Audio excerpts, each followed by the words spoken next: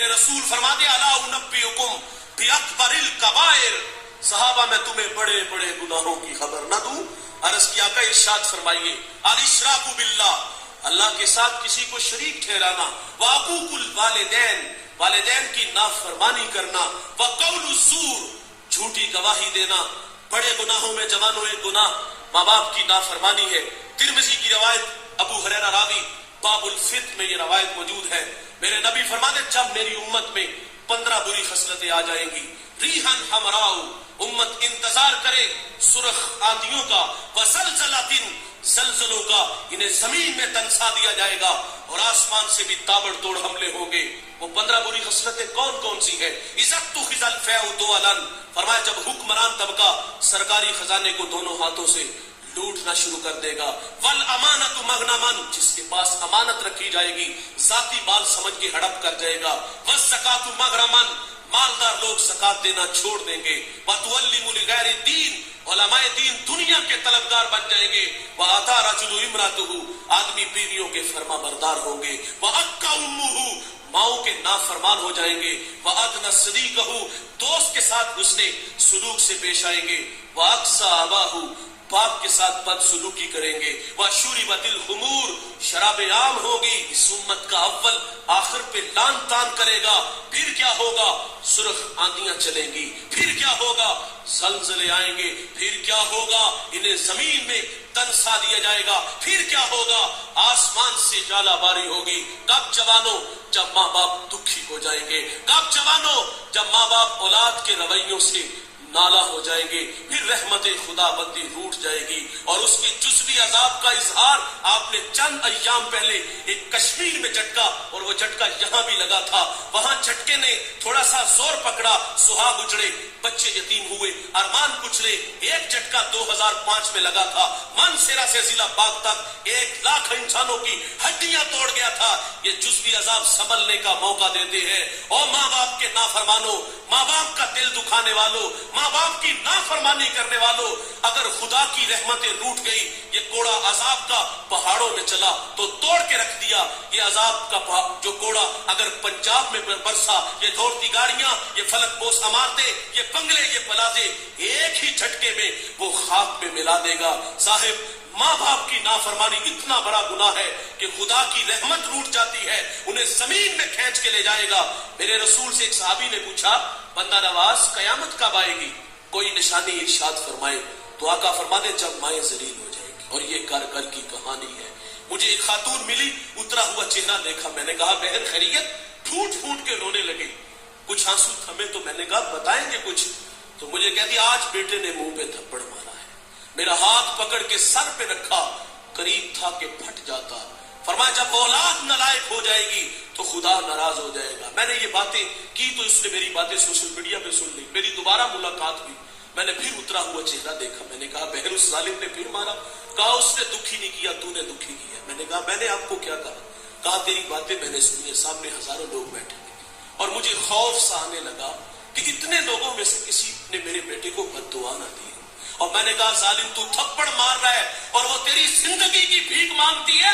मेरे नबी फरमाते हैं माँ बाप बड़ी दौलत है यार। हुजूर फरमाते जन्नत तुम्हारी माँ के कदमों तले है। और फिर अमलन रसूलुल्लाह ने हमें करके भी दिखाया। आप मुसल्ला इमामत पे खड़े हैं, ताहद नजर असहाब है। ये मक्की दौर नहीं, ये मदनी दौर है। यहाँ आदाब की आयतें उतर चुकी है। यहाँ सहाबा कितार अंदर कितार खड़े हैं।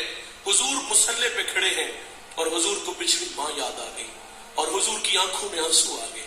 यार मिसाल से अर्ज करूंगा, जिसने दुखों का दौर देखा हो ना, खुशहाली है तो इंसान आरजू करता है काश कि आज मेरे माँ बाप जिंदा होते तो ये सर पे इज्जत की दस्तार देखते। मेरे दोस्त ने गाड़ी ली, मैंने मुबारकबाद पेश की तो आंखें बरसने लगी। मैंने कहा भाईजान ये खुशी के आंसू है या माजी की कुछ तलखियां हैं? उसने कहा एक जमाना था कि मेरी माँ बीमार हो गई और मेरे पास इतने पैसे नहीं थे कि मैं माँ को गाड़ी पे बैठा के हॉस्पिटल ले जाता। वो कहता माँ को गधा गाड़ी पे बिठाया और माँ रास्ते में ही जिंदगी की बाजी हार गई। वो कहता आज सब कुछ है, माँ नहीं है। मैं 1900 शाहिद भाई भी आगे बात है, मैं 1997 में किबला रजा साकिब मुस्तफाई साहब के पास दीन सीखने गया। जब मेरी उंगली हजरत के हाथों में आती तो मुझे फरमाती बेटे मेरी आरज़ू है कि जिस तरह یہ اللہ رسول کی باتیں لوگوں کو سناتے ہیں، تو بھی ان راہوں کا مسافر بنے۔ یہ خواب تھا ان کا، 2 سال بعد وہ اللہ کے پاس چلی گئی۔ ہم راضی بھر رضا ہے، جو بھی آیا ہے اس نے جانا ہے، لیکن جانے والے یاد بڑا آتے ہیں۔ وہ کیا کسی نے کہا تھا، مرنے والے یہ بات کیا جانے، جینے والوں پہ کیا گزرتی ہے۔ اپنوں کے بغیر زندگی بڑی ادھوری ہوتی ہے، اور بالخصوص یہ جو ماں باپ ہوتے ہیں بہت بڑی دولت ہے۔ یہ خواب دیکھا، میں نے دوڑ لگا دی۔ میں نے زندگی میں بڑی عزتیں پائی ہیں، پورے پاکستان میں جاتا ہوں عزت سے نوازا گیا ہوں، لیکن کبھی کبھی آرزو مچلتی ہے میری ماں ہوتی۔ میں لوگوں کو رسول اللہ کی باتیں سناتا اور وہ پردے میں بیٹھ کے مجھ سے حضور کی باتیں سنتی تو میرا قد کس قدر بڑھ جاتا۔ انسانی فطرت ہے بھائی، وہ ڈھونڈتا ہے ان رشتوں کو۔ انسان کو زمانہ یاد آتا ہے نا، کبھی غربت کی لکیر پہ کھڑا تھا، اچار سے روٹی کھاتے تھے، کبھی لسی میں وہ نمک مرچ بھگو کر کے اس سے ہی روٹی کھا لیتے تھے، اور آج دسترخوان پہ انواع و اقسام کے کھانے پل ہیں۔ ڈھونڈتا ہے انسان ان بوڑھوں کو، کاش ہوتے۔ کبھی کوئی محلے میں نہیں جانتا تھا، آج پوری دنیا میں شہرت ہے۔ کبھی پاس سائیکل نہیں تھا، آج جہازوں کے سفر ہے۔ انسان تلاش کرتا ہے، کاش وہ ہوتے تو میں ان کی عزت کرتا، میں ان کے قدموں میں بیٹھتا ہوں، ان کی خدمت کرتا۔ جوانوں یہ بہت میرے رسول کو ماں یاد آئی، مصلے پہ کھڑے ہیں۔ حضور کی والدہ کب بچھی؟ جب حضور کی عمر 6 سال تھی۔ ابوا نامی ایک چھوٹی سی بستی ہے جہاں سیدہ آمنہ رضی اللہ تعالیٰ عنہ آ کر کے رک جاتی ہیں، اور آپ کو بخار نے آ گھیر لیا۔ آپ جان گئے کہ یہ بخار میری جان لے لے گا۔ وقت رخصت ام ایمن سے کہا کہ میرے بیٹے محمد کو باحفاظت امیر قریش تک پہنچا دینا، اور پھر حضور کو پاس بلایا۔ ادھر بچپنے کی معصومیت، پیشانی میں نبوت کا نور، ماں بیٹے میں کھپ سی جاتی ہے۔ 2 باتیں کی اور پھر ہمیشہ کے لیے پہاڑوں میں سو گئی۔ فرماتی بیٹا کل حی میت، کل جدید بال، کل کبیر یفنا، وانا میتۃ وذکر باق وولدت طہرا۔ فرمایا بیٹا ہر نئی چیز نے پرانا ہو جانا ہے، ہر باقی نے فنا ہو جانا ہے۔ فرمایا بیٹا میں بھی جا رہی ہوں، لیکن سنو میرا ذکر باقی رہے گا، اس لیے کہ میں تیرے جیسا سونا محمد چھوڑ کے جا رہی ہوں۔ سانسوں کی مالا ٹوٹ گئی، موتی فضا میں بکھر گئے۔ حضور ماں سے لپٹ کے روئے، اور پھر اپنے ننھے ننھے ہاتھوں سے کالے پتھروں کی قبر بنائی، اس میں آنسوؤں کا چھڑکاؤ کیا۔ جہاں تک ماں نظر آتی رہی، حضور پلٹ پلٹ کے ان کالے پتھروں والی قبر کو دیکھتے ہیں۔ میں نے سیدہ آمنہ کے مزار کی 2 دفعہ زیارت کی ہے۔ یہ مدینہ سے 350 کلومیٹر کے فاصلے پر ہے، مقام بدر سے 85، مستورہ سے 25۔ میں پہلی دفعہ حاضر ہوا تو پہاڑ کے نیچے تھا، ماحول خاموش ہے، ہوا کا کہیں سے کوئی ایک جھونکا بھی نہ آیا، لیکن جب سیدہ آمنہ کے قدموں میں جا کھڑا ہوا، یقین جانو ایسا لگا کہ اللہ نے جنت کے 8 دروازے ہی کھول دیے۔ ایسا لگتا تھا کہ جنت سے ٹھنڈی ہوائیں سیدہ آمنہ کو سلام کرنے آتی ہیں۔ ام ایمن کہتی میں حضور کو لے کے پہاڑ سے نیچے آئی، جب نیچے آئی تو پیچھے پلٹ کے دیکھا تو حضور میرے ساتھ نہیں تھے۔ فرماتی میں دوبارہ پھر پہاڑ پہ چڑھی تو میری آنکھیں کیا دیکھتی ہیں کہ حضور ماں کے سرانے کھڑے ہیں، اور وہاں کھڑے ہو کر کہہ رہے تھے امی جی آپ تو جانتے ہو کہ میرا اس دنیا میں آپ کے سوا کوئی بھی نہیں ہے۔ ام ایمن کی جان نکل گئی، حضور کو سینے سے لگا لیا۔ آقا فرمایا کرتے تھے ام ایمن میری ماں کے بعد میری ماں لگتی ہے۔ حضور مسلح پہ ہے، پچھلی ماں کی یاد آئی۔ حضور صحابہ سے فرماتے کاش کہ آج میری ماں زندہ ہوتی، میں تمہیں نماز عشاء پڑھا رہا ہوتا، اس میں سورت فاتحہ کی قرات کر چکا ہوتا۔ میری ماں کو مجھ سے کوئی کام یاد آ جاتا، وہ مسجد نبوی کے دروازے پہ آ کے کہتی ابن محمد، بیٹے محمد میری بات سنو۔ حضور فرماتے میں نماز توڑ کے پہلے اپنی ماں کی بات کو سنتا۔ بہت بڑی دولت ہے ماں باپ، ان کی قدر کرو جوانوں۔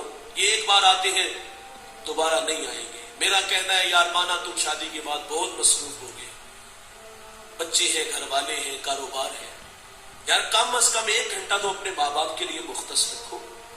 آپ 1 گھنٹہ ماں باپ کو تو ان کے پاؤں دباؤ، ان کے ساتھ گپ شپ لگاؤ، ان سے دل کی بات کرو، ان سے مشورہ لو، ان کے لیے تحائف لایا کرو، ان کے لیے پھول لایا کرو، ان کے لیے کپڑے لایا کرو، انہیں باہر سے کھانا کھلانے لے جایا کرو، کبھی کبھی پرانے دوستوں سے ملانے لے جایا کرو۔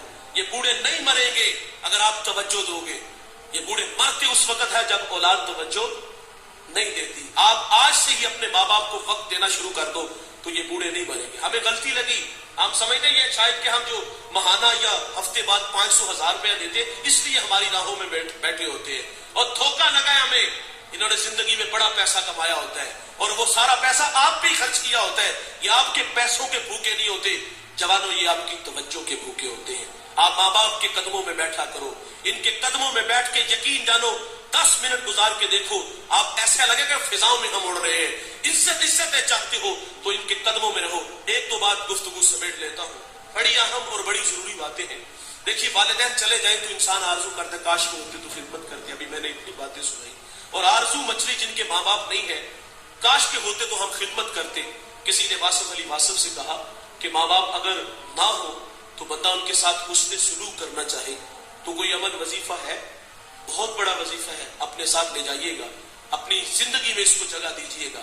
واصف علی واصف کہتے ہیں ماں باپ نہ ہو تو پوچھے جو وہ اپنی اولاد چھوڑ جاتے ہیں تو فرمائے ان کے ساتھ حسن سلوک کیا.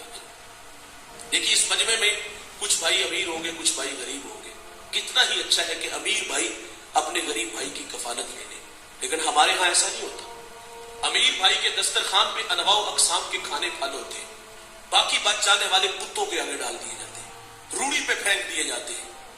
اور دیوار کے متصل بھائی کا گھر ہے, اس کے گھر میں فاقے ہیں, بچے روتے ہیں بلکتے ہیں, بھائی کو پرواہ نہیں ہوتی. میں اس شخص کو جانتا ہوں جو 5 فیکٹریوں کا مالک ہے, اسی فیکٹری میں اس کا بھائی ملازم ہے, بھتیجے بھی گالیاں دے لیتے.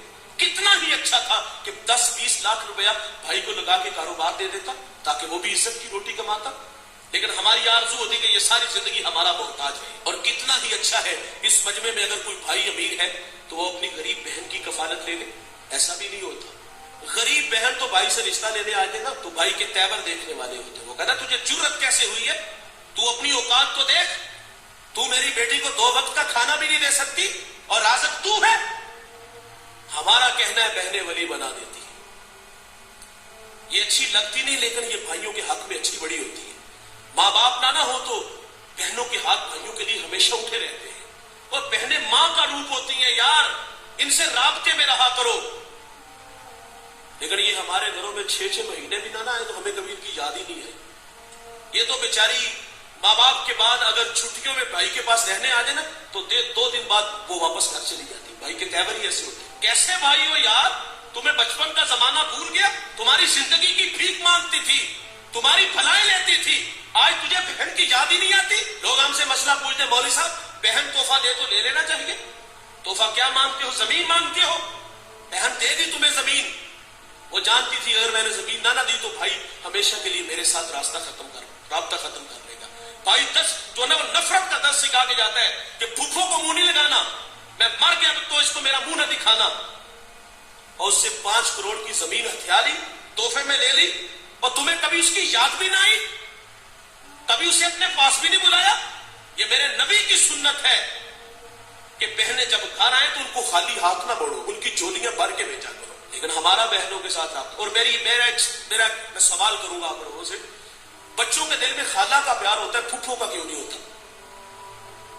رشتوں کی قدریں سکھانی چاہیے. یہ بڑی اچھی بات ہے کہ بچوں کے دل میں خالہ کا پیار ہے, پھوپھوں کا کیوں نہیں آتا؟ میرے بچوں کی عادت ہے الحمدللہ, میری بہنیں آئیں تو میرے بچے پھول لے کے استقبال کرتے ہیں. اپنی بہنوں کو عزت دو. اور ایک بات یاد رکھیے گا, جس گھر میں بہن بیٹی خوش نہیں روتی ہوئی گھر سے جائے گی اس گھر میں رحمت کے فرشتے نہیں آئیں گے.